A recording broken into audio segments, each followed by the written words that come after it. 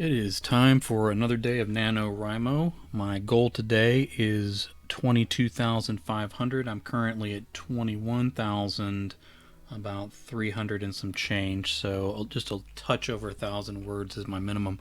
I don't know if I'm going to go much past that today. I'm getting a late start because I did all my other writing work first and then, helping the family and stuff. And one of my sons had to do a writing for school, write a different ending to the end of the Orient Express. So I was reading through that, and we were having to double check the spelling of names and help him figure out where to break sentences and things like that. So um, that's what I've been doing all day. So we're going to try and get a little bit of writing done today. The section that we're in the story right now, I think, is probably going to need to be punched up a little bit in the editing. So I kind of feel like there's a lot of dialogue and stuff, which isn't a problem for a few chapters. I think we need to get to know the characters a little bit better at this point. They are in a different world, and need to see what's going on with that world and how it relates to theirs, and maybe what we can find out about them. So I got a few notes here of stuff that I want to cover in chapter 10. I don't want it to be an information dump, but I'm kind of in danger of that happening. So we'll see how it plays out for the story so far. The novel is Rise Again, a sci-fi novel by Jay Wilburn. We are going to jump into chapter 10. Racing on down through here. Alright, so we're basically just starting chapter 10. The previous chapter was at the viewpoint of a new character named Rick, and now we are still in that same scene, but we've switched viewpoints for the new chapter. Oh, well, that makes sense then, Rick said to Trey on the couch. Will you be leaving soon for another world? I looked at Patrick, who stood with his arms crossed. He had at least put the gun away. I wished he hadn't brought it from the last world. I wish we'd stayed in that house until he was healed from any infection. Trey said, the system has to recharge. Oh, cool, Rick said. As Trey started explaining the technology, I could tell Trey, let's be specific here. I can tell Trey didn't get that Rick didn't believe any of this, but was going along because he was afraid we were going to hurt him. Trey was saying, alright, what was Trey saying? I was barely research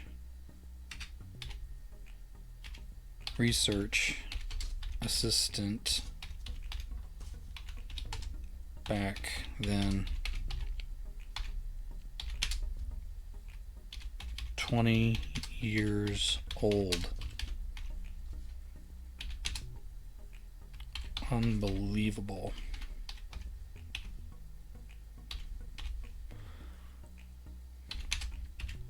I've spent more. My own notes are kind of getting in my way here. I'm going to need to figure out something different than what I'm doing. Alright. Unbelievable, which we can spell correctly, certainly. I've spent more of my life traveling between worlds than I spent. I was barely a research assistant back then. 20 years old. Unbelievable. I've spent more of my life traveling between worlds than I spent in the one I was born in. Why did you leave? Rick almost sounded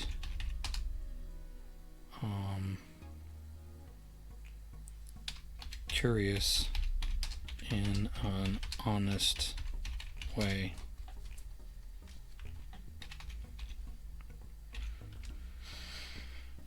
Trey took a deep breath. I'd been traveling with him a while. I'd heard this story in bits and pieces. Alright, let's have Trey start explaining what he is and what's going on. The tech came from another world, one more advanced than mine.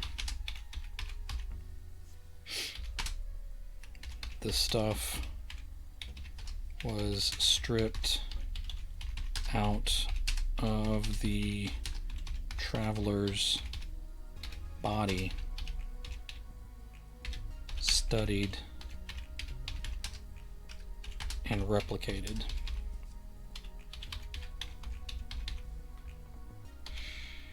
Then we started experimenting.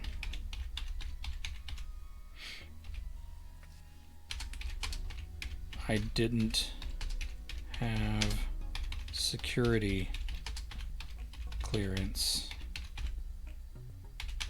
but I got into the program anyway. Then the testing started, and I found myself adrift between timelines, between worlds. It's sort of nanotech. It is part biological,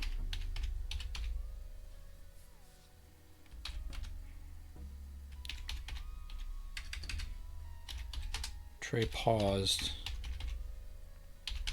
His eyes always darted to the corners of whatever room we were in when he discussed this part of his past.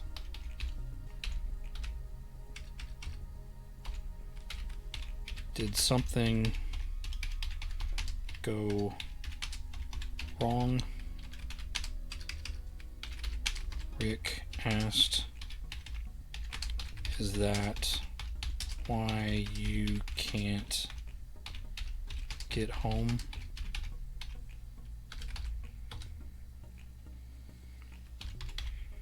Trey stared a million miles away, but then came back with a smile that was a little too wide. I might have sped up the tests and jumped before everything was ready. I doubt they would have ever figured out a guidance system. The traveler who died in our world didn't appear to have one. I was trying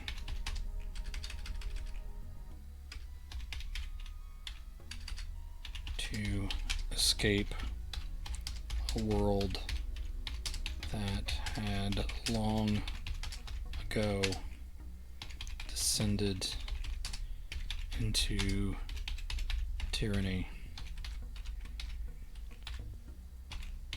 In more than 20 years,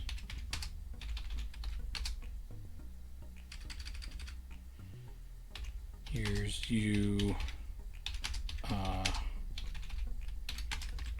Rick trailed off.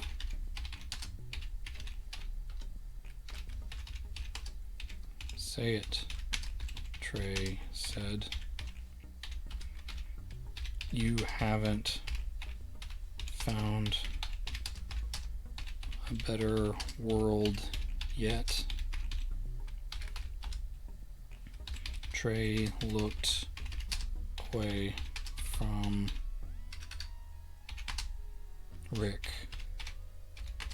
Then he looked away from Patrick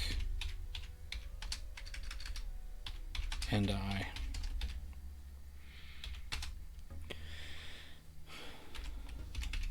That's a tough question.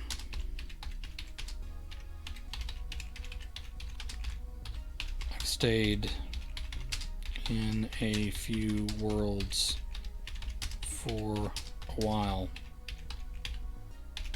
Back when I was traveling alone. But it's hard to explain what was wrong. Maybe I'm too much of a perfectionist.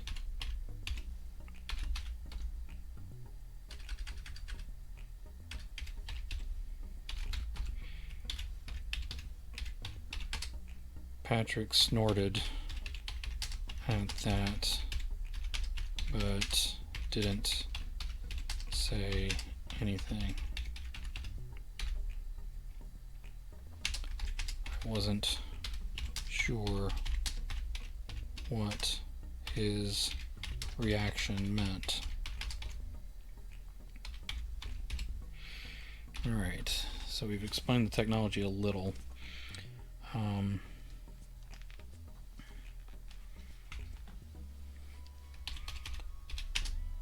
Trey asked,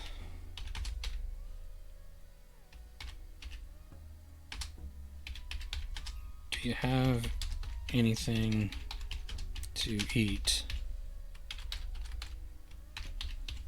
Not much, Rick said, blinking like he'd just come out of a fugue. I'm spelling that wrong. I don't know if I've spelled it close enough. Yes. Alright. He just came out of a fugue. I was on my way to pick up a few groceries when I was interrupted. Sorry, Trace said. That's... Rick made a face and showed his teeth a little. Sure.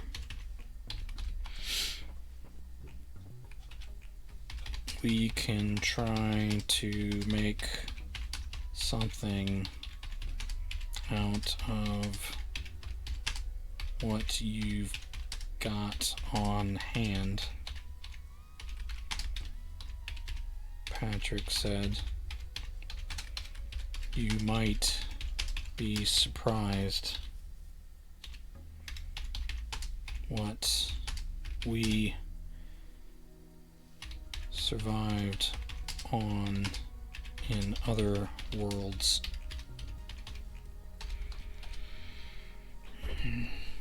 Sorry. Rick chewed at his lip and then reached into his pocket. He pulled out a square of black glass.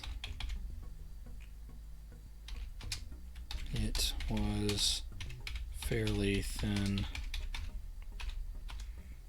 Patrick's hand went to his own coat pocket.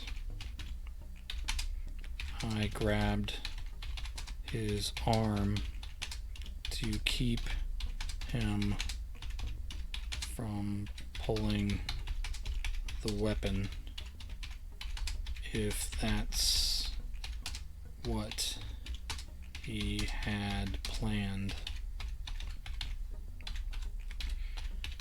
Patrick asked, "Is that a communicator?"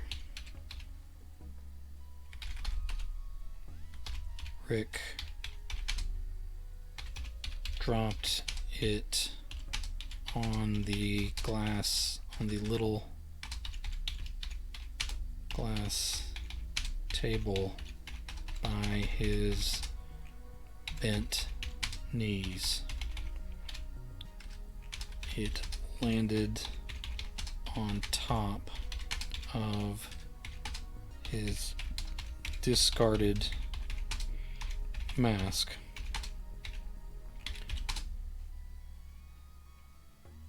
But still made a loud thump.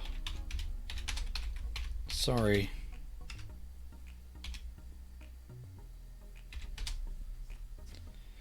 Alright, sorry.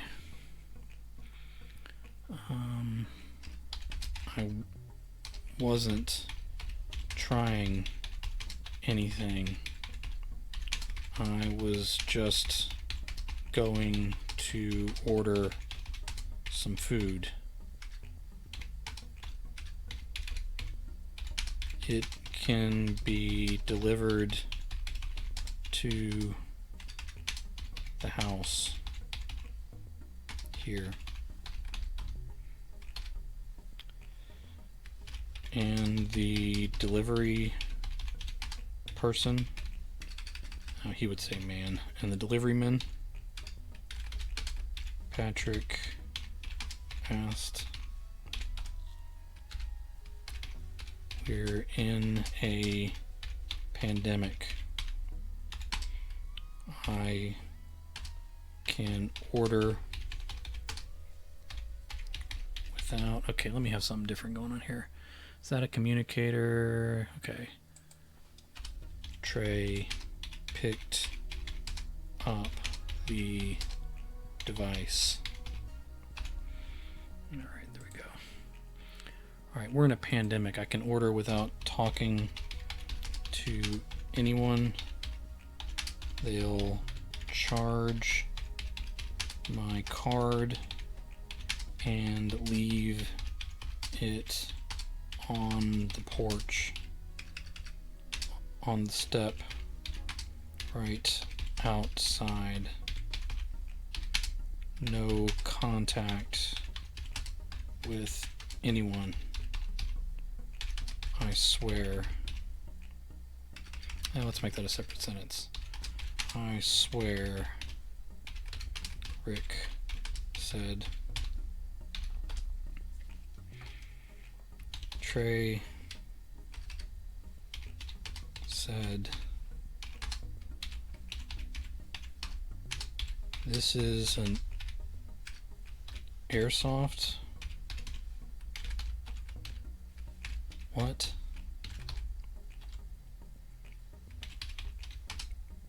Trey looked up from the device and handed it back to Rick.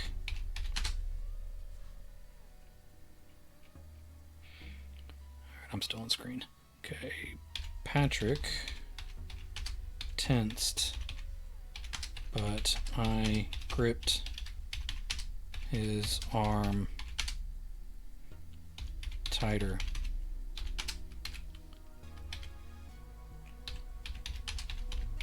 Stop being a bastard, Pat. He chuckled at me and relaxed by degrees. Trey waved his hand over the device and said,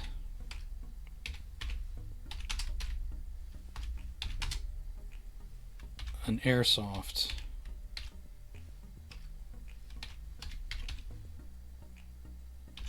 Like a phone you carry around in your pocket, but it does a lot more than just make calls."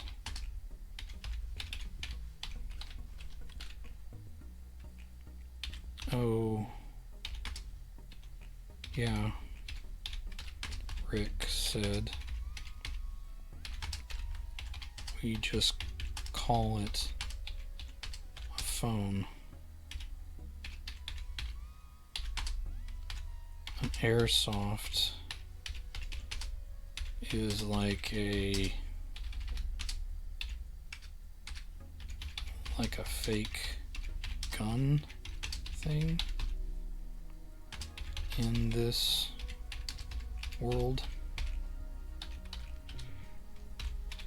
Rick closed his eyes and shook his head before opening them again.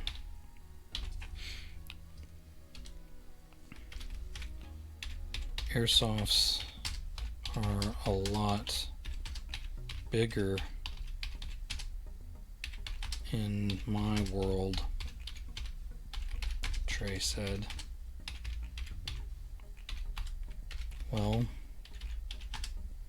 you said that was 20 plus years ago. Maybe they've advanced." Trey stared at the wall with his mouth hanging open, like he'd never considered his world might have moved on without him.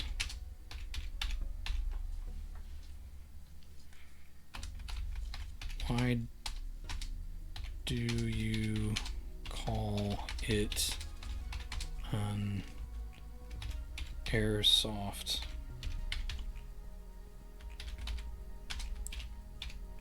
Rick asked. "It was made by Apple, which is Microsoft. It sends signals through the air. Airsoft.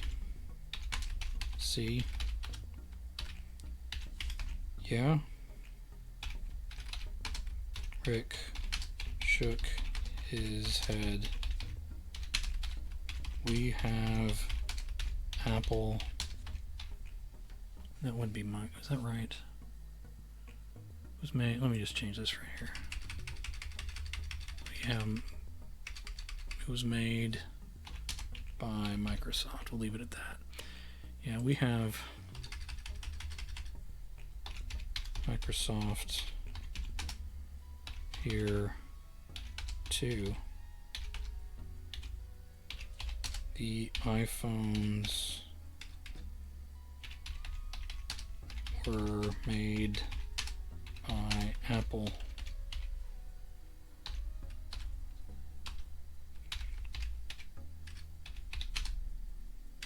Why is it called an iPhone?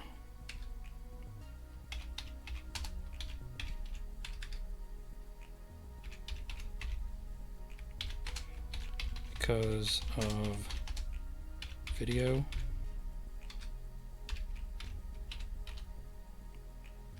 Rick thought a moment and then said,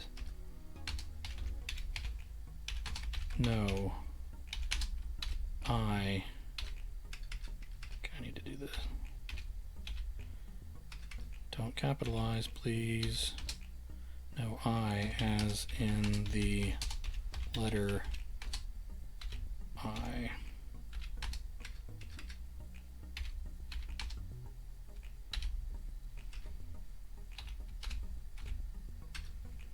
Okay.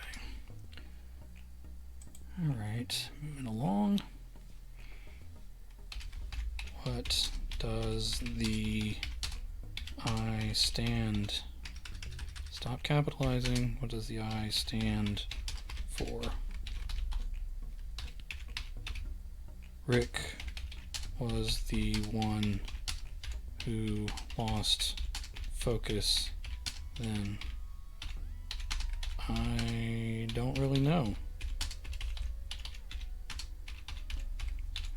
I'm sure I was told,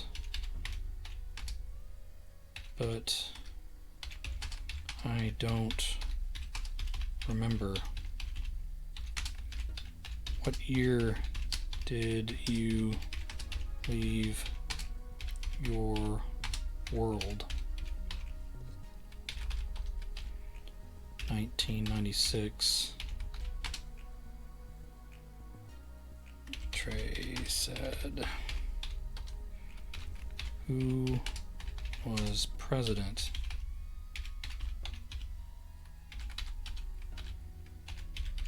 Bill Clinton. He was running against. He was running for re-election. Here he won. Trey shrugged.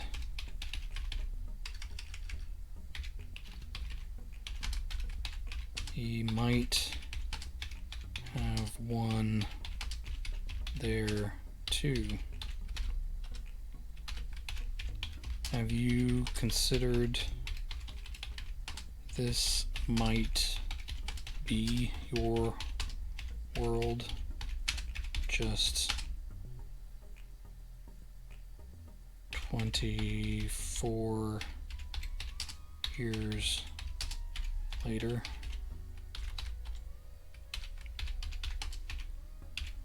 You didn't have airsofts, Trey said. Rick hit his forehead with his palm. Right. They ran through a list of presidents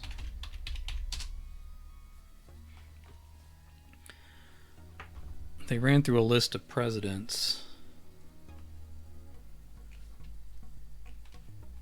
from their respective worlds that seemed to match up as well as they both could remember.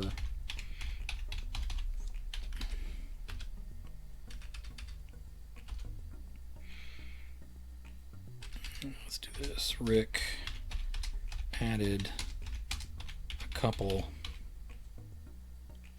more from after 1996 in his world. Trey had never heard of Obama and couldn't remember if the first George Bush had a son or not in his world.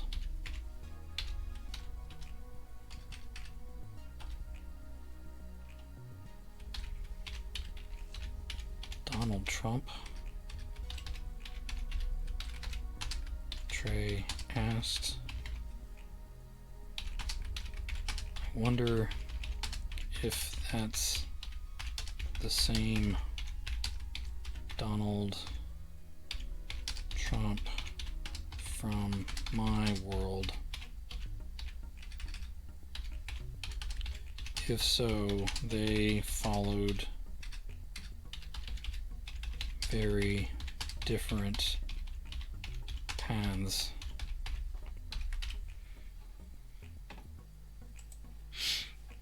Donald Trump, Trey asked. I wonder if that's the same Donald Trump from my world.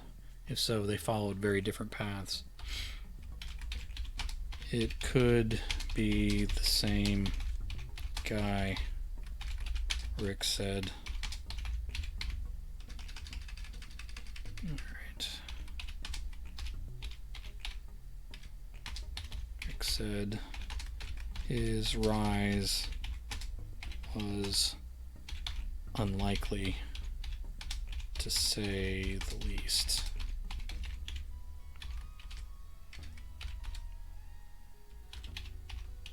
Trey smiled with one corner of his mouth. Well, in my world, he ran casinos in New Jersey. Rick laughed. Made me feel good to hear it. It might have had a little bit of an edge to it, but at least he could laugh. Same here. Well, not exactly the same. He built casinos, but they went bankrupt. Gambling wasn't legalized in New Jersey after he built the hotels. No gambling in New Jersey? Trey asked. Alright, remind my notes. We're talking about the president, talking about New Jersey, presidents in the 90s. Okay, we're moving right along. No gambling in New Jersey, Trey asked. Why would anyone...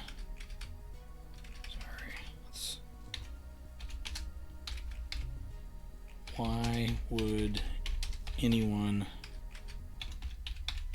go then? Rick laughed again. Yeah, I don't know.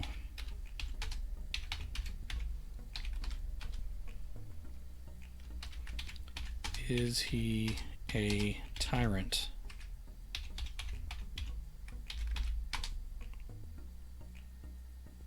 Is he a tyrant? Trey asked.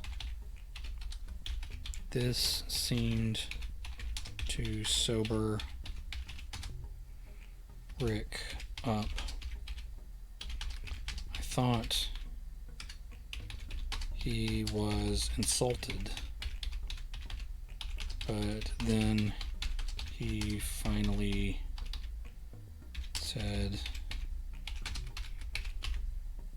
he's a real bad guy, in my opinion.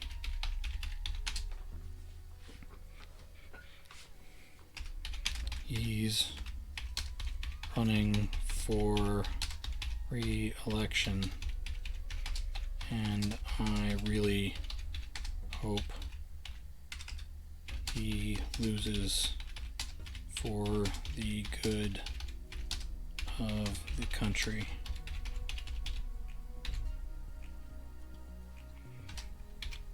He's not the right guy to be president.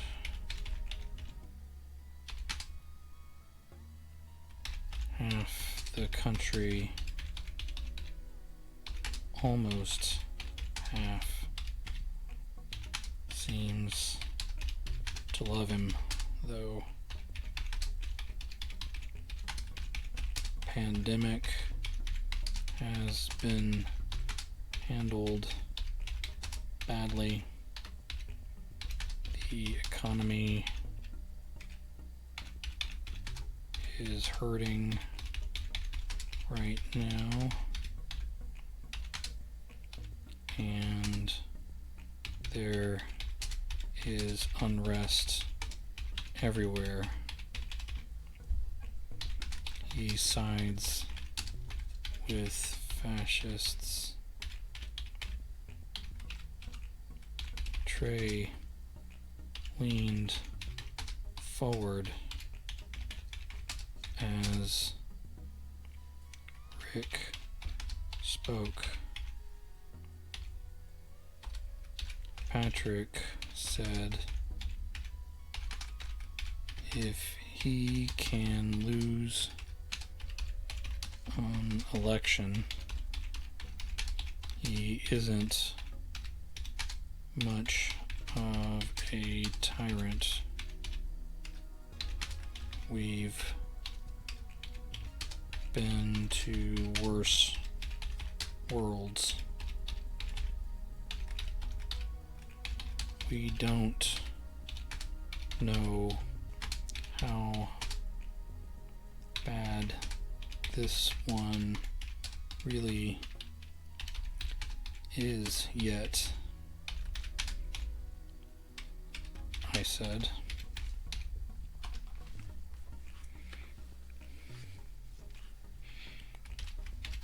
Was it a tyranny before he was elected? Trey asked. Rick took a deep breath. I really loved the last president. I guess almost half country hated him, though. I don't know if Trump is a real technical tyrant.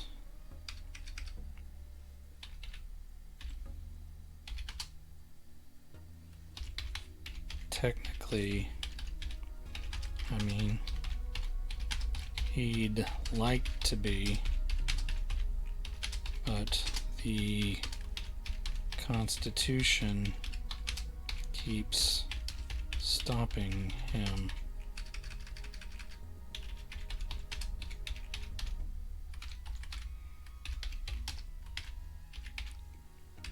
The Constitution didn't stop the slow march to tyranny in my world, Trey lamented. Alright, I may come to a stopping point here soon. I know I'm not done with chapter 10. Let me add one more line. Then we'll get into what Trey's world was like so that it's different. Rick said, "It's a mess. I want to believe he will leave office when he loses, but I don't know."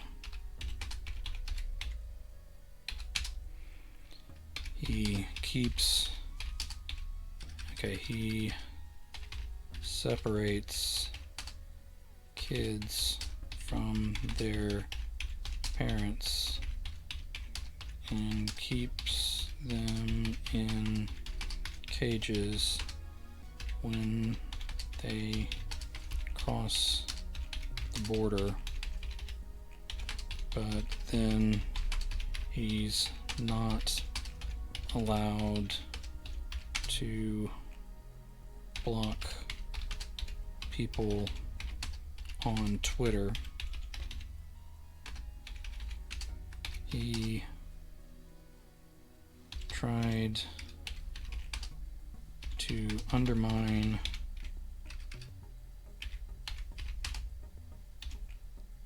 the ACA, but couldn't overturn it. Trey said, "I don't know what those last couple things mean, but he sounds like a dictator to me." Rick stared at the floor and his mouth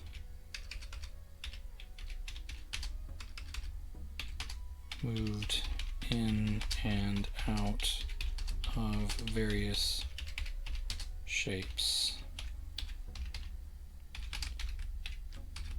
Yeah, I don't know.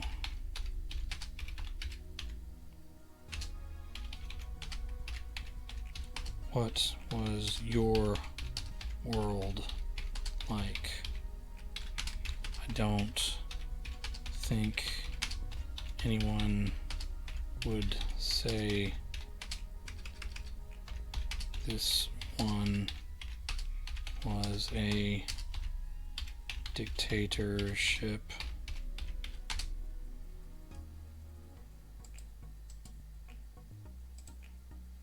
In the 90s,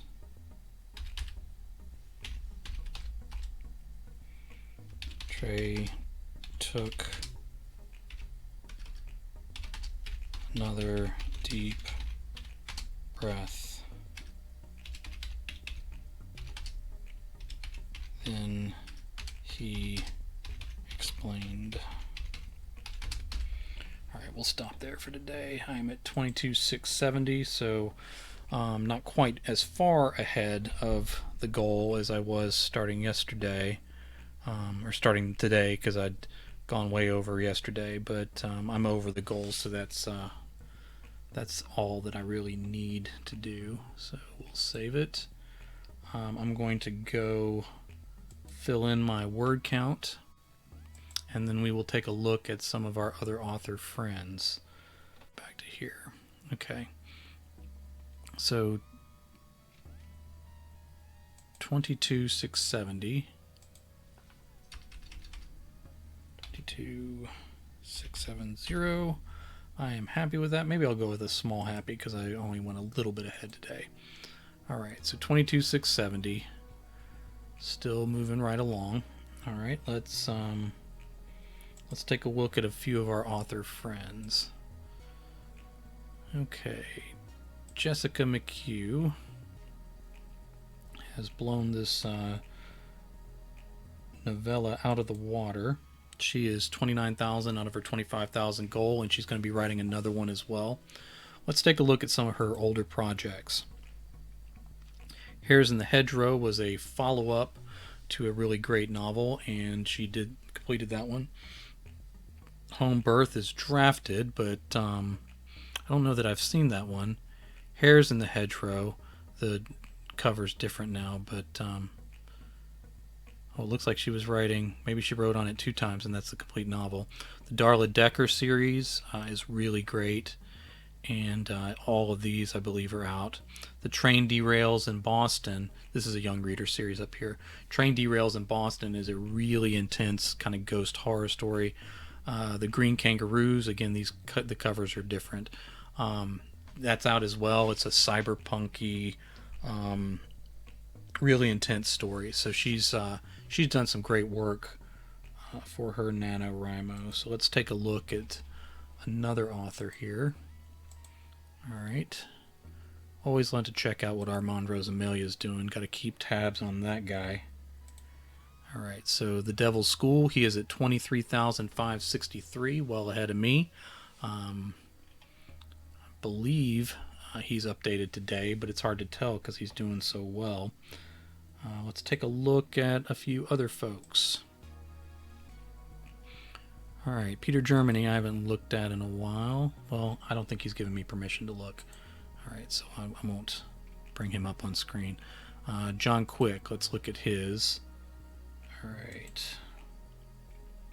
Homecoming, he's at 26,963, so doing great, well ahead of a 20-day pace. So excellent job, John. Let's take a look down here. All right.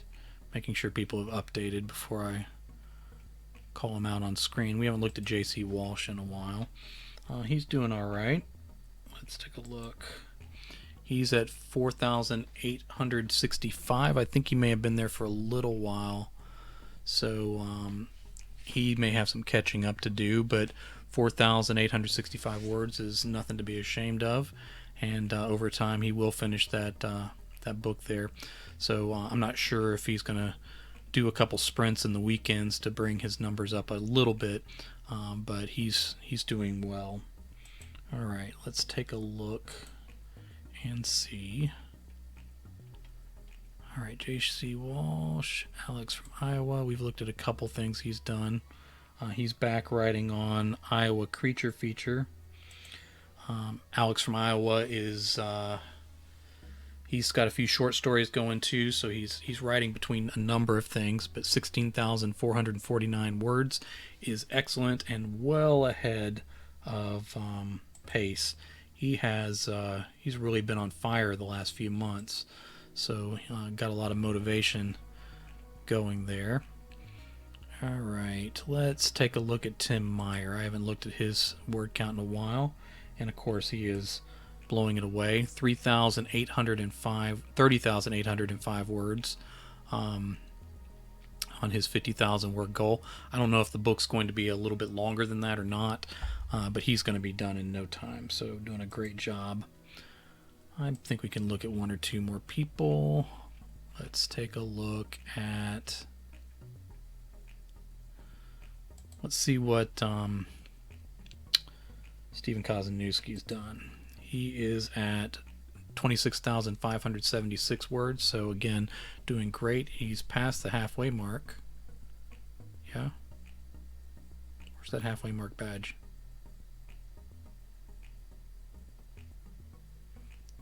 Okay. I thought there was a halfway mark badge. I guess that's the one, 25,000. So doing a great job. We'll look at one more. Just get the whole crowd in real quick. And so, well, we got a couple more. All right. He is at Broken Vistas is up to 15,349 words, and that's well ahead of pace, I believe. I'm not the best with math these days, and I didn't even show him, so let's try that again. All right. Langell is at 5,349 words on his Nano project, and we'll take a look at Todd Kiesling.